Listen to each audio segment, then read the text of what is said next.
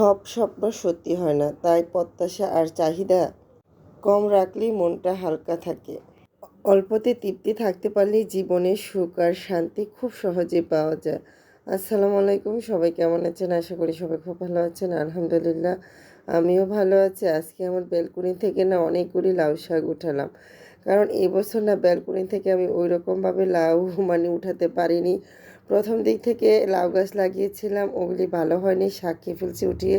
তারপরে আবার লাগিয়েছিলাম, অনেকগুলি লাউ আসার পরে 2টা লাউ খাওয়ার পরে অনেকগুলি লাউয়ের বাচ্চা সহ লাউ গাছটা মারা যায়।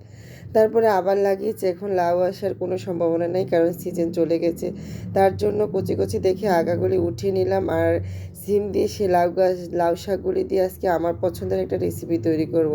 তার আগে এখানে বুটের ডাল ভিজিয়ে রাখলাম, কারণ এই রোজার মধ্যে আমার ছেলে হালুয়া খেতে চেয়েছে। তার জন্যই ডালটা ভিজিয়ে এই যে রান্নাগুলি সব কিছু গুছিয়ে নিলাম।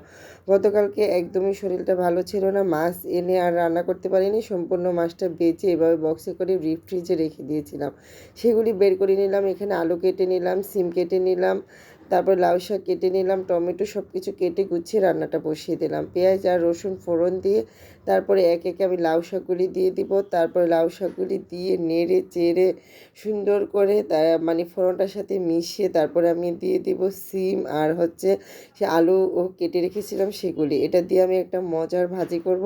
এটা কয়েকদিন আগেও করেছিলাম, আজও আবার করছি, কারণ এই রেসিপিটা না আমার অনেক বেশি পছন্দ। সিম আলু আর লাউ শাক দিয়ে একসাথে ভেজে ভাত দিয়ে গরম গরম খেতে কী যে মজা। আর এখানে আমি ফোড়নটা একদমই লাল লাল করে ভেজে নিয়েছি। এটা একটা খুব সুন্দর গ্রান আসছে লাউ শাকের, এই যে পেঁয়াজ রসুনের ফোড়ন। তো যাই হোক, লাউ শাক রান্নাটা কমপ্লিট হয়ে গেছে। তারপরে আমি এখানে একটু মাছ ভুনা করব। সাথে আমি বড় বড় করে একটু টমেটো কেটে দিয়েছি, যেন টমেটোটা আস্তে আস্তে থাকে, ততটা না গলে। প্রথমে আমি ঝোল দিয়ে তারপরে মাছের মাথাটা দিয়ে দিয়েছিলাম, কারণ ডিপ ফ্রিজে ছিল। তার জন্য মাছের মাথাটা আগে দিয়ে দিলাম, তারপরে বীজগুলি দিয়ে দিলাম, কারণ মাছের মাথা কিন্তু আমার বাসায় একদমই খাওয়া হয় না। আজকে আমার ছেলেকে জিজ্ঞেস করলাম যে রোজার মধ্যে তো খাওয়া যাবে না, সবজি দিয়ে রান্না করলে মাছের মাথা ভুনা করব, খাওয়া কিনা?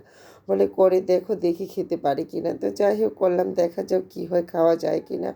তারপরে এই তো রান্নাটা কমপ্লিট হয়ে গেল, 2টা রান্না উঠিয়ে রাখলাম। আর লাউ শাকটা রান্নাটা এত লোভনীয় হয়েছে, কালারটা দেখেন অনেক লোভনীয়, তাই না? তারপরে এই যে প্রেশার কুকারে ডালটাও খুব সুন্দর করে সিদ্ধ করে নিলাম। 3টা সিটি আসার পরে এ পর্যায়ে একদমই নরম হয়ে গেছে। একটু ঘুটনি দিয়ে ঘুটে তারপরে দেখে একদম হয়ে গেছে। এটা আর বাটাবাটি বা ব্লান্ডারে কোনো ঝামেলা নেই। তারপরে এই তো হালুয়াটা বসিয়ে দিলাম, কারণ এই রোজার মধ্যেও আমার ছেলের নাকি খেতে খুব ইচ্ছে হয়েছিল ফ্রিজের ঠান্ডা ঠান্ডা হালুয়া। তো যেই কথা সেই কাজ, ছেলের জন্য তো করতেই হবে। তো সবাই ভালো থাকবেন, সুস্থ থাকবেন। আমার ভিডিওগুলো যদি ভালো লাগে লাইক কমেন্ট শেয়ার দিয়ে আমার পাশে থাকবেন। আর প্রতিদিন যে আপু ভাইয়েরা শেয়ার দেন তাদেরকে অসংখ্য অসংখ্য ধন্যবাদ। আজকের মতো বিদায়, আল্লাহ হাফেজ।